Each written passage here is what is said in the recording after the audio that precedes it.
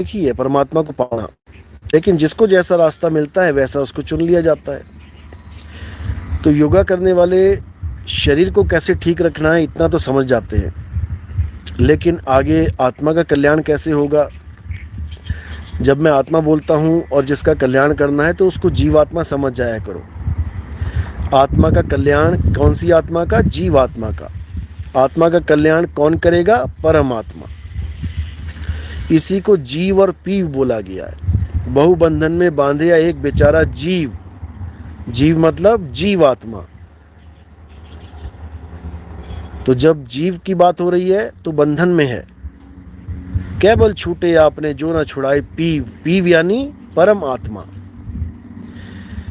है। दोनों ही आत्मा, लेकिन एक अचल है और एक चलायमान है। जो चल रहा है वो भटक रहा है, और जो अचल है वो सदा सदा निर्बंध है। जो चल रहा है वो बंधन में है, आज इस लोक में, कल उस लोक में, परसों उस लोक में, वो बंधन में है। और जो अचल है, अध्याय 2 24वां श्लोक गीता का, जो अचल आत्मा का जिक्र किया गया है कि आत्मा अचल है, वो कभी चलती नहीं, सदा स्थिर रहने वाली है, वो परमात्मा का जिक्र है। लेकिन ये नादान परिंदे समझ नहीं पाते इस बात को। ये जितने गुरु घंटाल बन के बैठे हुए हैं, गुरुजी कहा रहे हैं, असल में ये गुरुजी नहीं है। ये केवल कथनी के शूरवीर हैं। ये केवल बोलने में निपुण हो चुके हैं, इसलिए गुरुजी बन के बैठे हैं। ये जितने आचार्य फाचार्य बने बैठे हैं, ये सब एक भी अचल आत्मा को नहीं जानता, एक भी अचल आत्मा तक पहुंच नहीं पाया। वरना डंके की चोट पे आज अचल की बात चल रही होती। इस निकम्माचार्य ने तो एक जगह हमारी कॉपी करी अचल बोल के कि अचल हो जाना है, लेकिन इसको इतना भी नहीं समझ में आता कि अचल कैसे होगा। ये शरीर छोड़ेगा तो कैसे अचल होगा, नहीं समझ सकते ये लोग। नकल मारने से केवल चोर कहलाएंगे। और ऐसा नहीं है कि केवल सोना चांदी हीरे जवाहरात के चोर होते हैं, ज्ञान के भी चोर होते हैं। ज्ञान भी चोरी किया जाता है, अनुभव ज्ञान नहीं, उसको कोई चोरी नहीं कर सकता। कथनी ज्ञान, जो सत्संग होते हैं, ये चोरी किए जा सकते हैं। तुम खोल के बैठ जाओ यूट्यूब चैनल, सुनते रहो लोगों को, जो अच्छी बात लगे, जो अट्रैक्टिव लगे, तुम भी जोड़ के बोल दो। उससे क्या होगा? क्या तुम ज्ञानी हो जाओगे? क्या तुम्हें अनुभव हो जाएगा? क्या तुम्हें मुक्ति हो जाएगी? आगे 100 50 हजार लाख चेले भी बना लो तो क्या हो जाएगा? उनकी मुक्ति हो जाएगी? अरे दोजख में जाओगे, नरकों में जाओगे, ठोकरे खाओगे, 84 में धक्के खाओगे। क्योंकि जीवन तो बर्बाद किया, उन नादानों का भी जीवन बर्बाद कर दिया। और ज़्यादा से ज़्यादा क्या कर लोगे? एक जन्म बढ़िया ऐशो आराम में चले जाओगे बिता के, लाखों करोड़ों लोगों का पैसा इकट्ठा करके उसी बैंक के खाते में डलवा के चले जाओगे, मर जाओगे। और क्या कर लोगे? इससे ज़्यादा कुछ नहीं कर पाओगे भाई। तो चोर चोर ही होता है, चाहे कितना ही फेमस क्यों ना हो जाए, चाहे कितना ही अमीर क्यों ना हो जाए, चोर चोर ही रहता है, और चोरी का माल चोरी का ही कहलाता है। समझो।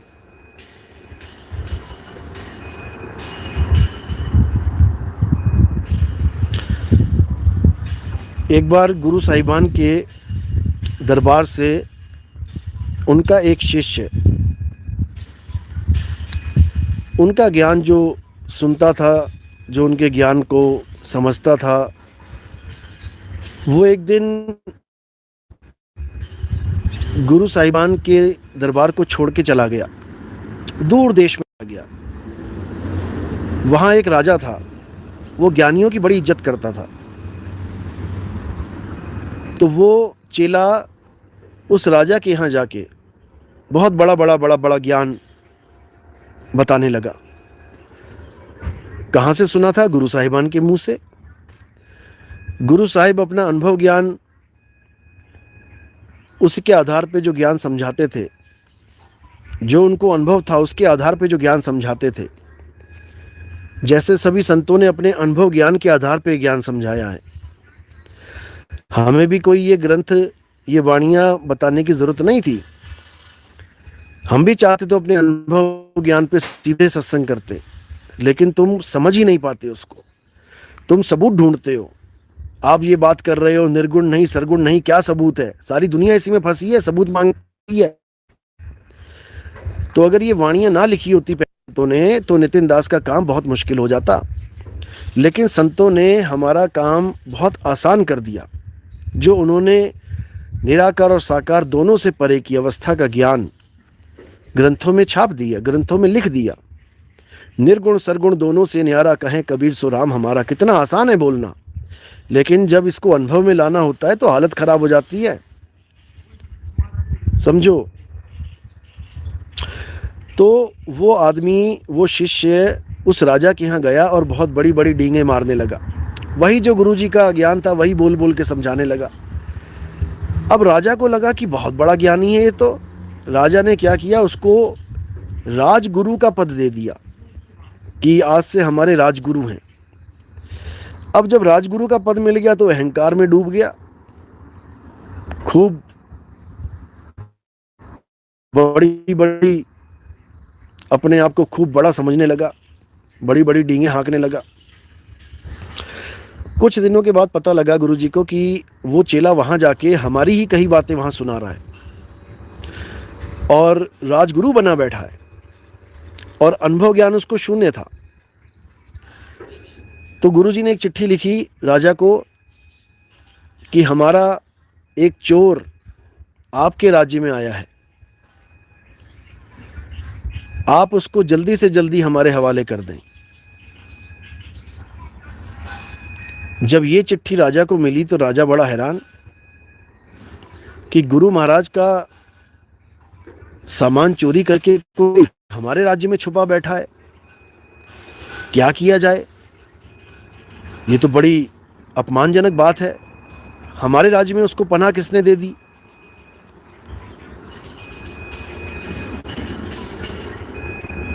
तो राजा क्या करता है, एक फरमान जारी कर देता है कि गुरु साहिबानों का एक चोर हमारे राज्य में छुपा हुआ है, उसको जो पकड़ के लाएगा उसको बहुत बड़ा इनाम मिलेगा और उस चोर को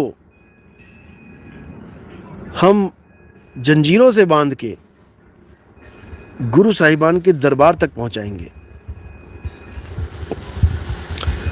जब ये फरमान जारी हो गया, अब चोर की हालत खराब, क्योंकि चोर चोर केवल चोर कहने मात्र से डर जाता है, उसकी हालत खराब हो जाती है। और जब उसको पता लगा कि भाई इतनी बड़ी इज्जत मिली हुई है, राजगुरु बना दिया हमें, और उसके बाद जब हम चोर बोलेगा कोई, जब हम चोर साबित हो जाएंगे, क्योंकि वो समझ रहा है कि कौन सा सामान लेके आया है चोरी करके। चोर अच्छे से जानता है कौन सा सामान चोरी किया है, और हम भी जानते हैं कि हमारा सामान किस किस ने चोरी किया है। और आने वाले समय में ये सब समझ जाएगी जनता कि आखिर चोर है कौन।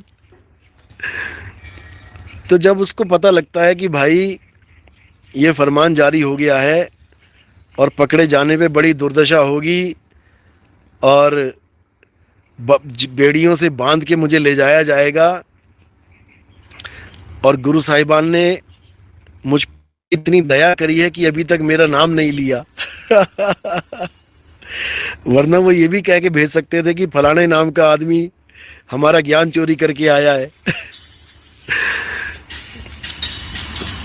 तो उसने इसी में भलाई समझी कि बेटा रातों रात खिसक जाओ यहां से। और वो सारा पद वद छोड़ के, वो जो राजगुरु बना बैठा था वो छोड़ के 9-2-11 हो जाता है, अंडरग्राउंड हो जाता है। तो समझो, जब वो समय आएगा जब पूरे विश्व में बच्चा बच्चा जागेगा और इन निकम्मों को पहचान लेगा, ये सब 9-2-11 हो जाएंगे। ये सब 9-2-11 हो जाएंगे। समय आने वाला है बेटा, आने वाला है। बहुत जल्दी हर चीज समझ में आने लग जाएगी। तो मालिक की दया होगी, जरूर होगी। और वैसे भी जब से हमने सत्संग स्टार्ट किए हैं 2018 से, उसके बाद अब आपको केवल आत्मा आत्मा आत्मा ही सुनने को मिल रहा है हर जगह। और आने वाले समय में बच्चा बच्चा आत्मा आत्मा करता नजर आएगा। हर बाबा आत्म ज्ञान कहता नजर आएगा। जो आत्मा को मानने से इनकार करते थे, आत्मा नाम की कोई चीज नहीं है, अगर कोई कहे मुझे आत्म ज्ञान हो गया तो खुद को गुदगुदी करके हंस लो या भाग जाओ। आज वो आत्मा का ज्ञान समझाते नजर आएंगे, आज वो गीता का ज्ञान समझाते नजर आएंगे। जो कहते थे कि तुम चल कैसे रहे हो, ये आत्म ज्ञान है। तुम देख कैसे रहे हो, ये आत्म ज्ञान है। तुम खा क्या रहे हो, ये आत्म ज्ञान है। तुम कपड़े कैसे पहन रहे हो, ये आत्म ज्ञान है। अपने आप को नजर रखना, तुम चल कैसे रहे हो, रहते कैसे हो, बोल कैसे रहे हो, ये सब आत्म ज्ञान है। बताओ, आज वो कहने लगे कि आत्मा तो अचल है, आत्मा अचिंत है। वाह, आने दो बेटा, समय आने दो, लग जाएगा पता। जनता को बेवकूफ बनाना इतना आसान नहीं रहा अब। हाँ, जब तक उसको समझ में नहीं आया तब तक तो बेवकूफ बनाते रहो, लेकिन एक बार उसको समझ में आने लग गया कि ये जितना माल मार्केट में आ रहा है ये कहाँ से आ रहा है, उसके बाद उसे बेवकूफ बनाना नामुमकिन है मेरे भाई। तो तुम जितनी मर्जी कॉपी कर लो, कोई ओशो की कॉपी कर रहा है, कोई महर्षि रमन की कॉपी कर रहा है, कोई चाणक्य की कॉपी कर रहा है, कोई किसी की कॉपी कर रहा है, कोई किसी की कॉपी कर रहा है। कॉपी करने वाला हमेशा डुप्लीकेट ही कहलाता है। डुप्लीकेट, नकली माल, समझे। असली माल क्या है? अपना अनुभव ज्ञान, सत्य का ज्ञान, आत्म तत्व का ज्ञान, समझे। तो इसलिए अब जीवों को भरमाना इतना आसान नहीं रहेगा। अब खेल खत्म होने वाला है और परमात्मा की अपार कृपा से, बंदी छोड़ की अपार दया से बच्चा बच्चा जागेगा, बच्चा बच्चा।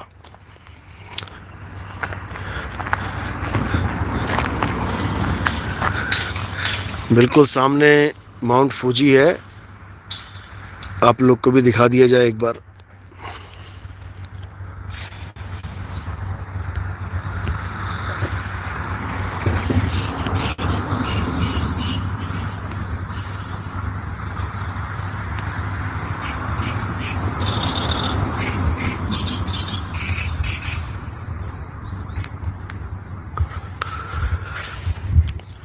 बादलों के पीछे छुप गया है।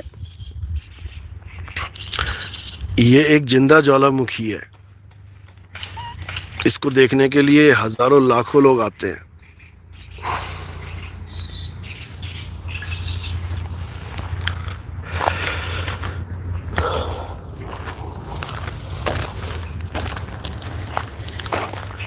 तो ठीक है, अब ओसाका के लिए रवाना होना है। बुलेट ट्रेन से जाना पड़ेगा वहाँ पे, क्योंकि लंबा सफ़र है और बुलेट ट्रेन बहुत फास्ट, बहुत जल्दी पहुँचाती है। जो 10 घंटे का सफ़र है वो मात्र